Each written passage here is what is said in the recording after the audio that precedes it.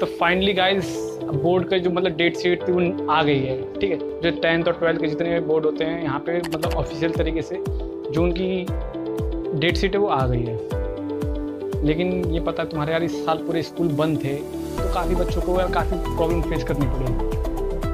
कितने सबको तो भाई कुछ मतलब ऑनलाइन क्लास को उतना फ़ायदा नहीं हुआ जितना मतलब बताया जा रहा है। ये सबको पता है कि ना एक अचानक एक पुराने मतलब सिस्टम से निकल के दूसरे नए सिस्टम में जाना, ये भाई कोई मामूली बात नहीं होती, ठीक है। काफ़ी मतलब थोड़ा टाइम लेता है। तो लेकिन अब बोर्ड की डेट शीट भी आ गई एग्ज़ाम की प्रिपेयर करने, तो अब लास्ट टाइम में अब हमारे पास टाइम बहुत कम बचा है, ठीक है। गिने मतलब ये देखो तुम्हारा फरवरी और मार्च, अप्रैल, यानी तुम्हारे पास मुश्किल से 3 महीने बचे हैं और तुम्हारे पास सिलेबस है बहुत ज़्यादा।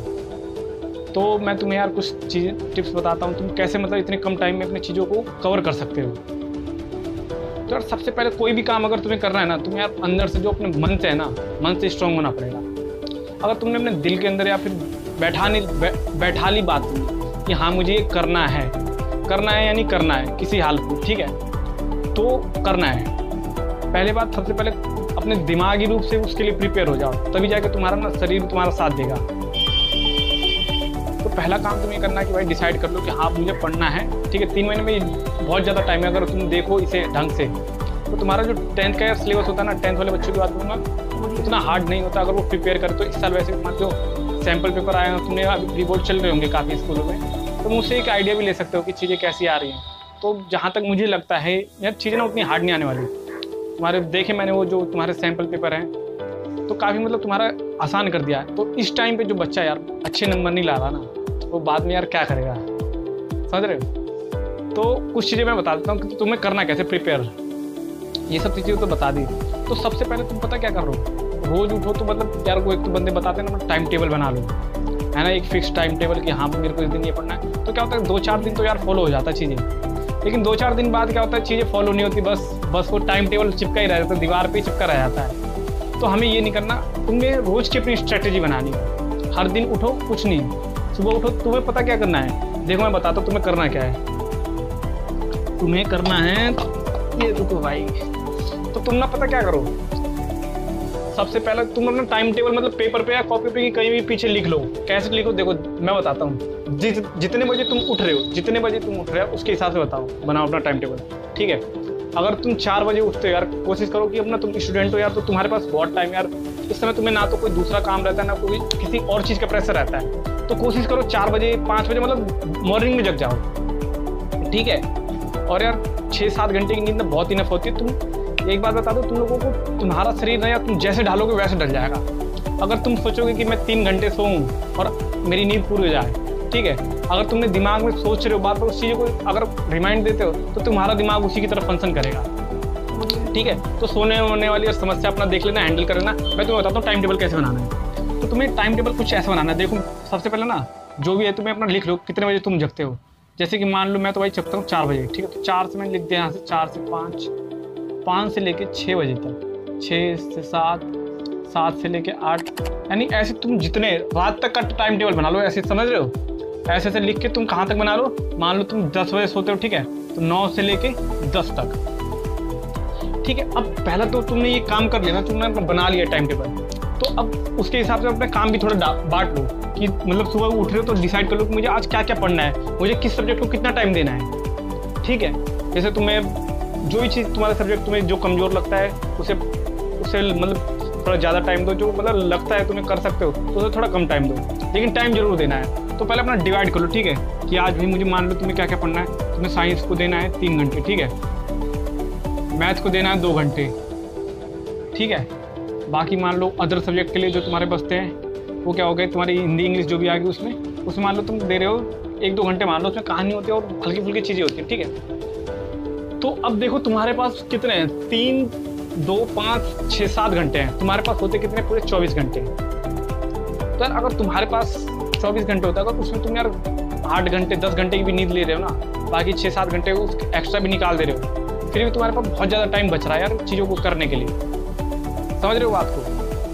तो कभी ये एक्सक्यूज़ मत देना कि यार मेरे पास टाइम नहीं मिला, ये चीज़ें कर नहीं पा रहा। चीज़ें बनानी पड़ती है, कहीं बाहर से नहीं आती कोई चीज़ यार, आदमी को ना खुद से ही करना पड़ता है जो भी चीज़ करना रहता है, ठीक है। तो पहला जो तुम्हारा काम है हो गया। तो मैं ये नहीं कह रहा कि यार लगातार पढ़ो, ठीक है, बना लिया टाइम टेबल, बढ़िया, वेल एंड गुड। अब तुम क्या करो कि देखो, अपने देख लो यार, जब तुम्हारा मन करता है, मतलब जिस टाइम पे, वैसे मॉर्निंग में पढ़ोगे ना चीज़ तो ज़्यादा मतलब समझ में आती है, इफेक्ट भी है यार। तो देखो, अब तुम मान लो कि यहाँ पे 1 घंटे तुम्हें जब जब जो काम कर रहे हो ना अपना, उसका भाई लिख दो कि जैसे मान लो तुम 4 से 5 बजे उठे तो तुमने भाई मतलब कुछ पढ़ाई करी यहाँ पे, तो लिख दिया तुमने मैथ, यहाँ पे मैंने 1 घंटे पढ़ा 1 आवर, ठीक है। अगर टाइम वेस्ट कर रहे हो तो वहाँ पे लिख दो टाइम पास, ठीक है, मैंने टाइम पास करा। फिर रात के टाइम पे सोने से पहले, यानी सोने से पहले क्या करो, उसका एनालिसिस करो कि तुम देखो कि यार तुम ना कहाँ पे तुमने मतलब एक्चुअल में तुमने आज कितना पढ़ा। इससे तुम्हारी प्रोडक्टिविटी है ना वो सुधर जाएगी। होता है क्या, बच्चे ना पढ़ते कहते तो हैं यार मैं 6 घंटे पढ़ा, 7 घंटे पढ़ा, लेकिन उनकी प्रोडक्टिविटी ना उस 1 घंटे के बराबर भी नहीं होती। क्या होता है, बहुत सारी डिस्ट्रैक्शन है यार आज के टाइम पे ना, पढ़ना भी बहुत बड़ी बात है। पढ़ाई के लिए भी क्या होता है, बहुत सारी डिस्ट्रैक्शन इतनी ज़्यादा हो गई, पूछो मत यार। फ़ोन का सबसे बड़ी तो यार डिस्ट्रैक्शन एक फ़ोन ही है। ये जो तुम यार फ़ोन के ऊपर मैं एक वीडियो बनाऊँ बाद में, मैं बताऊँगा फ़ोन तुम्हें कैसे इफेक्ट कर रहा है। ये जो फ़ोन है ना अपना, ये ना एक तरह से हमारे माइंड के संग खेल रहा है, और हम इतने बुद्धू हैं कि हम इसके मतलब जाल में फंस रखे हैं। तुम्हें मतलब चीज़ें बताऊँगा, ठीक है।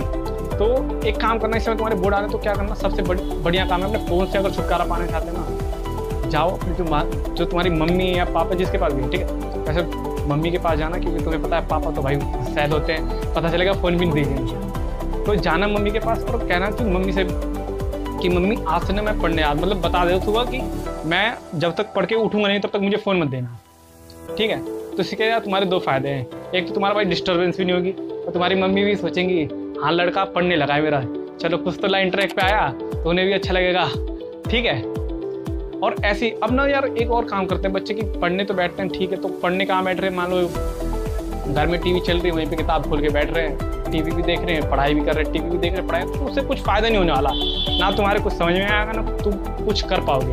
और कभी कभार क्या होता है, बिस्तर में बैठे पड़े, बिस्तर में भाई कंबल आराम से ओढ़े बैठे हैं, वहाँ पे खाना भी आ रहा है, सब कुछ चल रहा है उनका, ठीक है। तो ऐसे पढ़ाई नहीं होगी यार। तुम्हें पढ़ाई के लिए क्या करना है, एक ना अपनी अलग जगह बना लेनी है। अगर तुम्हारे पास स्टडी रूम है तो वेल एंड गुड, बहुत बढ़िया है, ठीक है, तुम अपना आराम से स्टडी रूम में जाओ, अपना पढ़ाई करो। अगर नहीं है तुम्हारे पास स्टडी रूम, अगर तुम एक सिंगल कमरे में रहते हो जैसे कि मैं रहता हूँ, ठीक है, तो क्या करो, कोई एक किनारा पकड़ लो अपने घर का, ठीक है, जैसे कि तुम्हारा जो दरवाजा है, मतलब दरवाजा नहीं, किसी भी एक कोने बैठ जाओ, ताकि ना तुम उस कोने में जाओ, वहाँ पे लैंप पे, जैसे अगर कोई चीज़ नहीं है, चेयर टेबल नहीं है तो कोई बात नहीं, आराम से भाई जो भी तुम्हारा चटाई होती है उससे लेके आराम से बैठो, वहाँ पढ़ाई करो, वहाँ पे टेबल लैंप रखो, क्योंकि ना एक जगह ऐसे ना तो तुम्हारे वहाँ पे डिस्टर्बेंस होगी, और जब पढ़ने जाओ ना, ये नहीं कि भाई अपना हर एक चीज़, थोड़ा सा खाने के लिए भी कुछ रख लिया करो साथ में, खाने का सामान, ठीक है, हल्की फुल्की चीज़ें, ये नहीं कि तुम कुछ लेके बैठ गए वहाँ पे बस खाए जा रहे हो, चबाए जा रहे हो, ऐसा नहीं करना। तुम्हें क्या करना, चीज़ें जो भी लेनी है ना, कुछ ऐसी चीज़ लो कि समझ रहे हो ना, हल्की फुल्की चीज़ें जो कि खाने के लिए, फल हो गए, ऐसी चीज़ ले लो, अपना पानी लेके जाओ। और जो तुम्हारे पढ़ाई में तुमने एक बार डिसाइड कर लिया कि हाँ मैं पढ़ने जाऊँ, ये नहीं कि तुम्हारे 5 मिनट बाद तुम कहीं टॉयलेट जा रहे हो, 5 मिनट बाद कुछ ये करो, सब कुछ फ्रेश फ्रूट हो के तुम्हें बैठना है उस जगह पे, ठीक है। और ना तो पेन पेंसिल हर एक चीज़ चेक कर लो कि हाँ अब मैं पढ़ने जा रहा हूँ तो भाई मुझे अब कोई डिस्टर्बेंस नहीं चाहिए। उससे फ़ायदा क्या होगा ना यार, कि एक तो भाई कोने रहोगे ना तो तुम और तो कहीं देखोगे तो भाई इधर देखो, इस दीवार को देखोगे, उस दीवार को देखोगे, कुछ टाइम बाद तुम्हारे भाई खुद शर्म आएगी, दीवार बोलेगी बेटा पढ़ ले थोड़ा, अब कितना भी इधर उधर देखेगा, ठीक है। तो और तो भाई देखो तुम्हारी दो चीज़ तो सॉल्व होगी, तो तुम्हारा टाइम मैनेजमेंट मैंने बता दिया, ठीक है। इस वाले टाइम टेबल को अपना या तो तुम अपने हिसाब से तुम डिसाइड कर सकते हो तुम कैसे करना है। दूसरा जो होता है तुम्हारी फ़ोन की जो सबसे बड़ी डिस्ट्रैक्शन है तो वो भी मैंने बता दिया, और टाइम टेबल का मैंने बता दिया। जो कभी भी पढ़ो ना तो यार एक स्पेसिफिक जगह पे पढ़ो, क्योंकि हमारे हर एक छोटी छोटी चीज़ ना हमारी इफेक्ट करती है चीज़ों को, माइंड को। अगर हमारा माइंड इफेक्ट होता तो वही जो भाई माइंड तुम्हारा सोचेगा वही तुम्हारे मतलब एक्शन में दिखेंगे। तो कोशिश करा करो कोई अपने माइंड को ना ऐसे चीज़ों को भाई मतलब डेवलप करो ताकि ना अच्छा तुम्हारा माइंड काम करे। तो अब तुमने मतलब एक तरह से प्लेस बना दिया है, डिसाइड कर दिया कि हाँ मुझे वहाँ पढ़ना है, तो जब तुम वहाँ जाओगे ना अचानक तुम्हारे माइंड ट्रिगर करेगा, बेटा तुझे पढ़ना है यहाँ पे और कुछ करने नहीं आया, तू यहाँ पे पढ़ने आया है, ठीक है।